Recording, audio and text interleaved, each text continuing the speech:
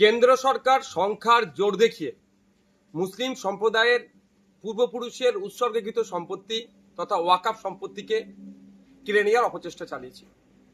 যখন পার্লামেন্টের উভয় কক্ষে পাশ হয়েছিল এই বিল আইনে পরিণত করার জন্য, তারপরে পরেই সারা রাজ্য জুড়ে সারা দেশ জুড়ে প্রতিবাদ সংঘটিত হয়েছে এবং এইটা সুপ্রিম কোর্টেও চ্যালেঞ্জ হয়েছে।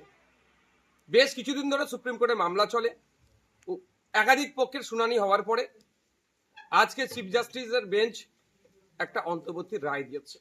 এই রায়ে কিছুটা স্বস্তি মিললেও সম্পূর্ণরূপে এটা সুরাহা এখনো হয়নি। আমি আশা করব চূড়ান্ত রায় যখন আসবে, ওয়াকাফ সংশোধনী আইন যেগুলো সংখ্যালঘু সম্প্রদায়ের মানুষের বিপক্ষে যায়নি, শুধু সংবিধানের একাধিক আর্টিকেলে আঘাত দিয়েছে, সেটা আশা করব চূড়ান্ত রায়ে সেটা পাবো আমরা। এই ইনসাফের লড়াই চলবে, আইনি লড়াই চলবে।